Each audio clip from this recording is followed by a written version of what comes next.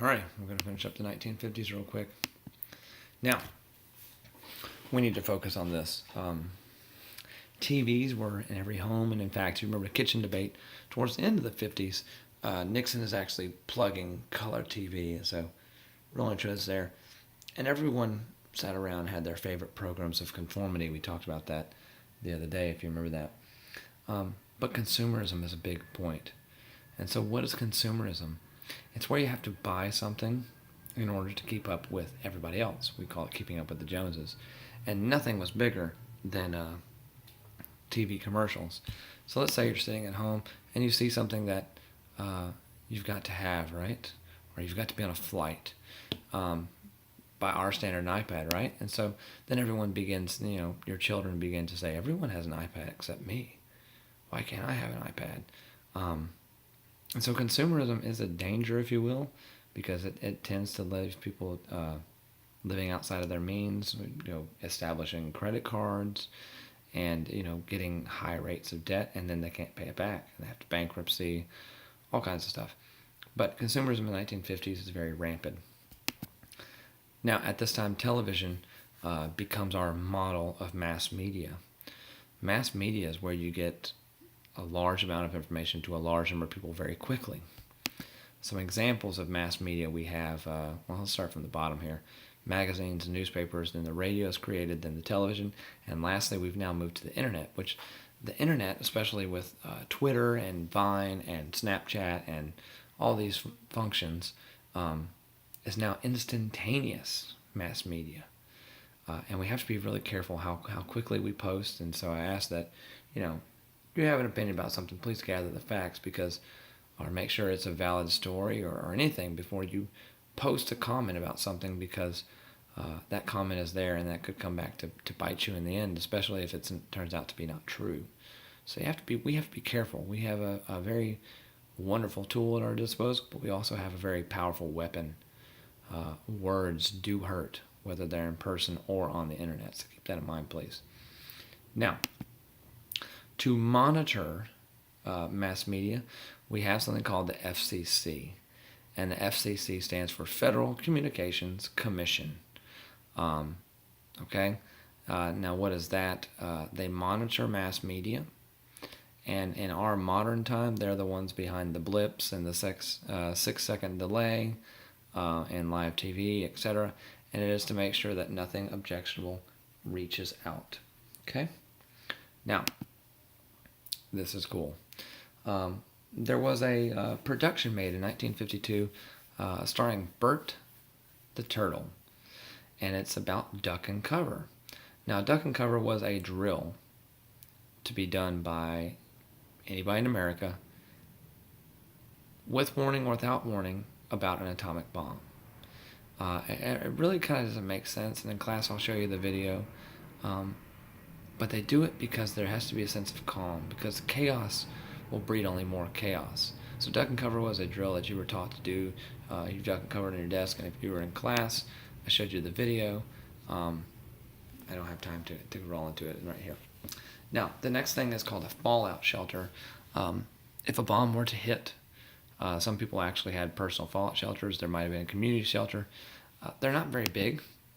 This is kind of the average fallout shelter.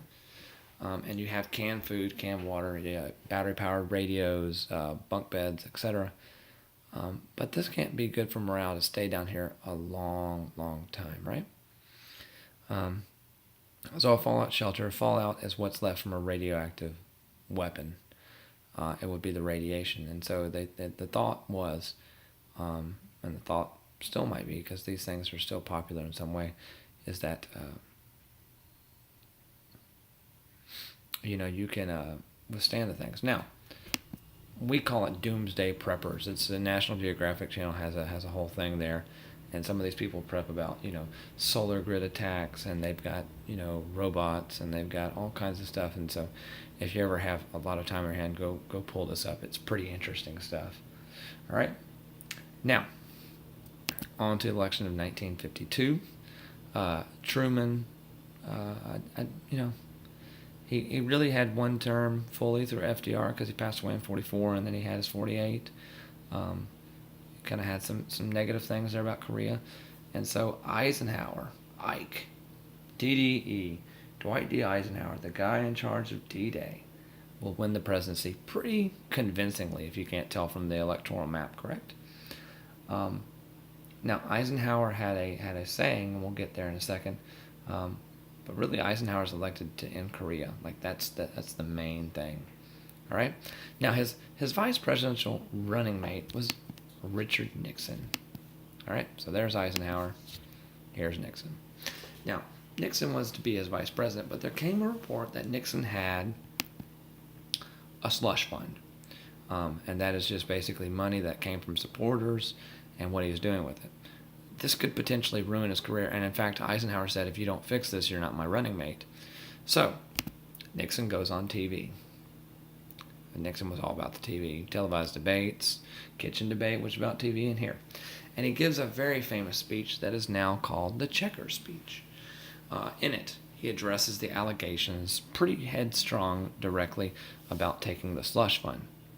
Now, what he does is he actually endears himself to the American people here in a time where he's really fighting for his political career. Towards the end of the speech, he says, you know what? Not one dime has gone to my personal account, addressing the slush fund. And he goes, but there is one thing I did get from somebody, and I kept it, and I'm not giving it back, because the girls love it. And that would be a Cocker Spaniel puppy that the girls named Checkers. And so everyone at home going, oh, I have a dog. Oh, I might have a Cocker Spaniel. Oh, it's so cute.